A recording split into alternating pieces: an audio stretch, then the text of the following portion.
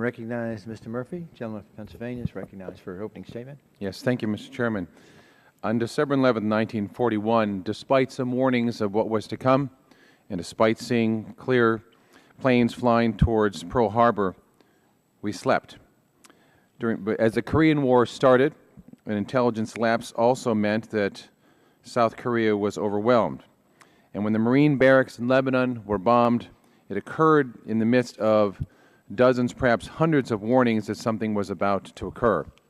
We are now facing similar threats in the area of cybersecurity, and it is important that we do not sleep as this dawn is upon us. When we look at a measure of cybersecurity, such things as resilience, an ability to send out an alert, defending against an attack, being able to launch a counterattack and recover from an attack, unfortunately, many of the sectors that we know of in agriculture and food, military, transportation, health, finance, banking, telecommunication, and energy are all woefully inadequate in how they can act. Our country is at war with an enemy we cannot see, but the battle has the potential to inflict an incalculable amount of damage on our economy, our national defense, and families. A looming terrorist attack may not come in the form of a hijacked plane hitting a building, but from a terrorist cell lurking inside our computers at work and at home, ready to strike our banks, our energy grid, and other sectors. Cyber terrorists and hackers are not just unaffiliated rogue actors. They're highly trained special operations agents being employed by foreign countries. These startling developments and how the cyber war is evolving were revealed to me this past summer when we sat on the Special Cybersecurity Task Force formed by Speaker Boehner.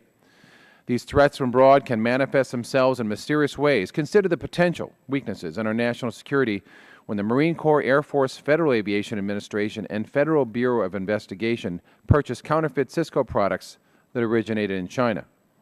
Or that Beijing's military apparatus is tightening its rein over the country's technology sector when we realize the People's Liberation Army has formed IT workers into so-called cyber militias within thousands of companies across China. The threat of foreign nations waging cyber warfare against the United States is so real that the Defense Department is raising red flags about Huawei Technologies, the world's largest manufacturer of computer hardware, acquiring Symantec, a security company whose software is installed on computers at homes, business, and federal agencies across the country.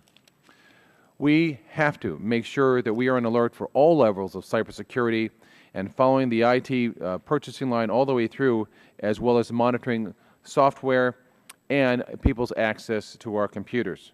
This threat is very real, and it is very active in our country and around the world. Failure to act means, once again, at dawn we sleep. And with that, I yield back. Gentlemen.